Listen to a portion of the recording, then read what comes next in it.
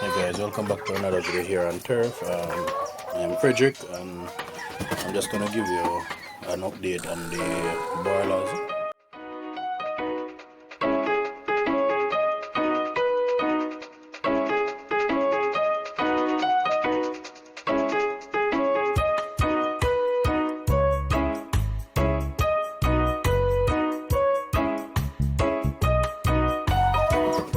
Actually, it's processing day and I had limited time to get that update done, so let me just give you that update right now.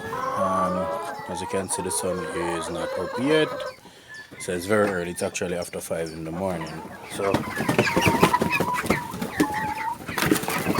one of the things that we do is to ensure that the feeder is completely empty.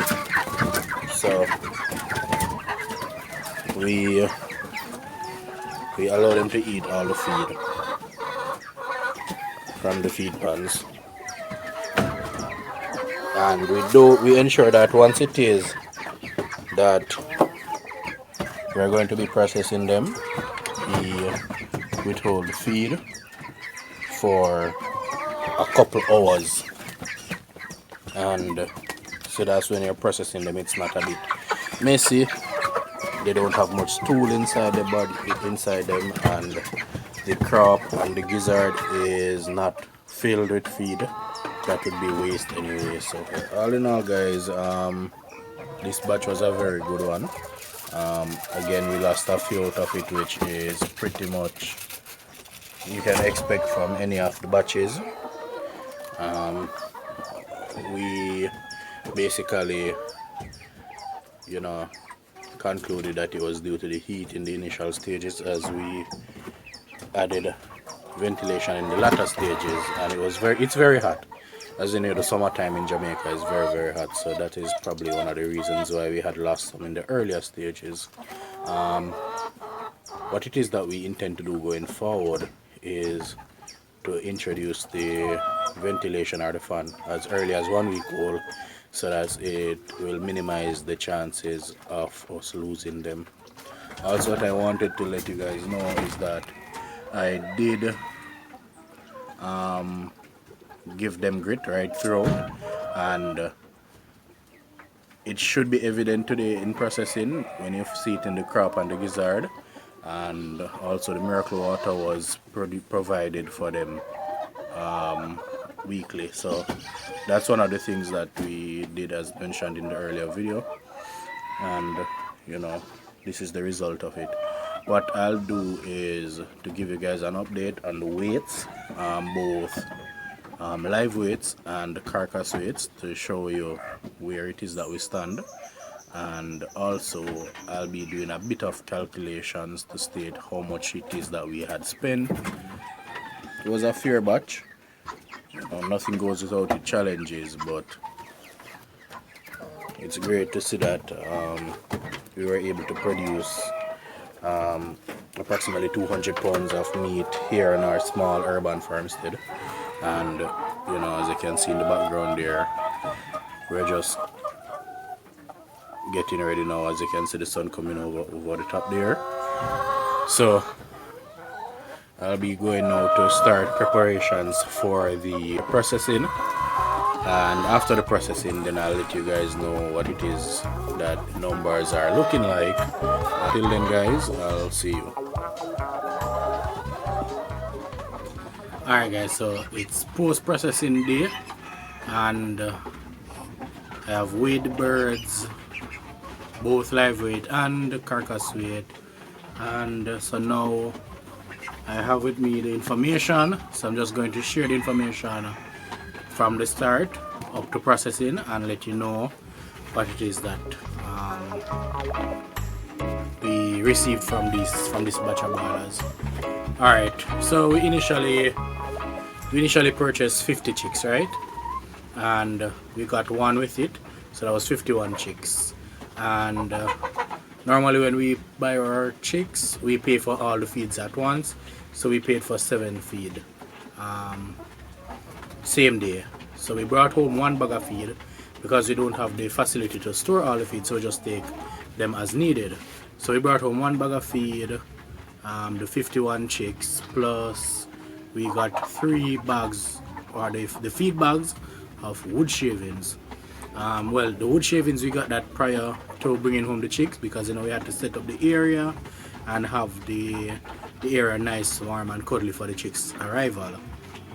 So let me give you a breakdown of the costs that we spent. So for the 50 chicks it was $6,250, and for the feed it was $2,250 per bag, and for the 7 of them $15,750, so almost $16,000. And for the 3 bags of wood shavings, which was $150 per bag, which would be a total of $450 overall. And so we eventually spent $22,500 completely. So that's for the 50 chicks, the 7 bags of feed, and the 3 bags of wood shavings. We didn't purchase any supplements because we made those ourselves. We didn't calculate water nor light because those would be minimal expenses, so we just calculate them on a miscellaneous really. So pre-processing, right? So remember earlier I told you that we had lost a few of these chicks. So upon processing day we had 45 chicks living, and they consumed the entire 7 bags of feed.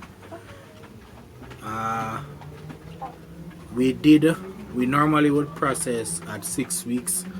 Well, it's recommended that you process at 6 weeks. However, we processed at 6 weeks and 3 days, which amounted a total of 45 days.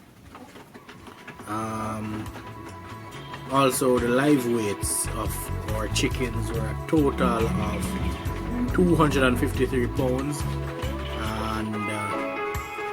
and that's after we weighed all of them. It was 253 pounds live weight for the 45 chicks. Post processing now, right? So this is after we have processed out all the chickens and weigh them.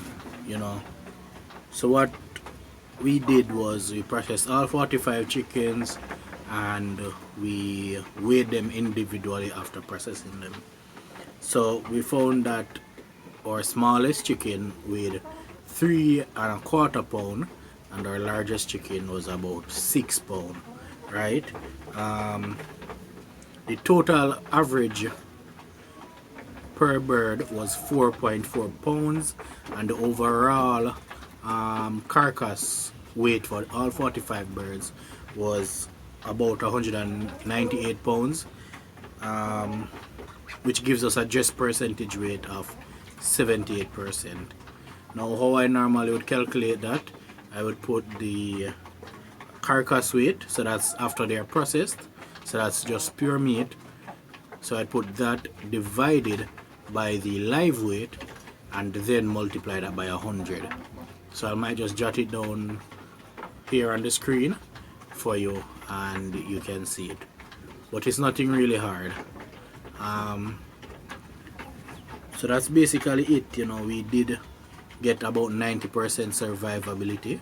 I mean, other than from that one extra one that died, which would probably cut it down to about 88, 89 thereabout. However, I mean, it was a fair batch. Normally we wouldn't lose so much. I mean, the previous batch we didn't lose any, so it was better. However, the advantage of this batch was that they only consumed 7 bags of feed rather, and I find that to be a plus because it did save us a bag of feed, which is a total saving of $2,250. As it pertains to processing day, one of the things I would recommend is for you to set up from overnight. Ensure that every single thing is prepared overnight. Your kill station, your picking station, your plucking station, everything down to the point of your fire, because that was one of the things that held us up quite a bit of time, was us getting to make the fire coal stoosh. But yeah, man. So it took a while for us to get the fire started, and then it took a while for the water to be ideal temperature is about 75 degrees Celsius. That's another thing. Try not to have the water too hot, as it will cause the chickens to be overcooked, and it will allow the skin to tear whenever you're picking. And you also don't want to have it too cold, or it wouldn't allow a clean pick. Another thing on processing day that we try to ensure that we do is to have very sharp tools. So our knives, they have to be sharp, because one of the most important thing is you will be cutting to remove the innards, you know, the intestine, the liver, and those waste parts. So you will need sharp knives to use, and especially the one that is being used to behead the chicken, you want it to be very sharp so you get one clean cut, as you don't want it to cut halfway, the chicken, you know, battering, and you know, you're basically having a tough meat at the end of the process because of all these hormones that the chicken will release. Another thing that we find very important was having a snug fit kill cone, because you don't want, while the chickens are kicking in the last phase after beheading, they damage any body parts, because there have been cases where we had chickens broke the wing, where the wing join. So you don't want that to happen, as the meat tends to be a bit tougher based on experience whenever the chickens are stressed just before killing. What we also do is, just before we process, we normally take about 10 at a time to the processing area. So while, you know, where they're processing, those 10 will be calm, so by the time they're ready to process, they're less stressed out than if it is that we're just grabbing them from the cage and processing them. So that's another thing that we try and do here on turf. Another tip is ensure you have a lot of ice.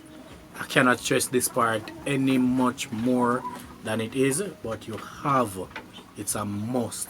You have to ensure that there is a lot of ice. Sorry for keep looking away, guys. I mean, the chickens are attacking the little duckling, and you know, he's defenseless. But yeah, you have to have a lot of ice, guys, because you don't want it to be a case where you process these chickens and they're being sitting in a hot drum of water. So what we did, we set 3 of the 5-gallon buckets of ice, and we placed them through 2 different ice baths. The first one was we placed them in the ice water to get the meat to relax, so we can remove all fine feathers that were missed from the picking stage. And after we put them in that first water and it relaxes the meat, it's easier to remove the finer feathers. And then after we do that second process, we place them in another drum with 2 massive buckets of ice, like the big, you know, the 5-gallon bucket, and they stay in that area until they are removed, drained, and bagged. So I mean, it's a very lengthy process. However, if we prepare ahead, it should be smooth. There wasn't any hiccups on the day, which was pretty good. We did get some help from members of the turf family, so that was really good. And we finished in good time. I mean, we started late. We started about 10 a.m. and we finished up pretty much about 3 p.m. and we could have done much quicker had we not stopped for lunch break. But it was a good process. I mean, it was a full day's work, so all in all, it turned out well.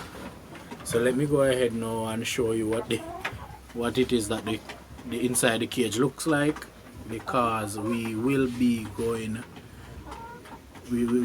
getting another batch very soon, so we have to, you know, prepare the cage and clean it out and stuff like that, and you will be seeing a video. So as I mentioned earlier, it was a good process.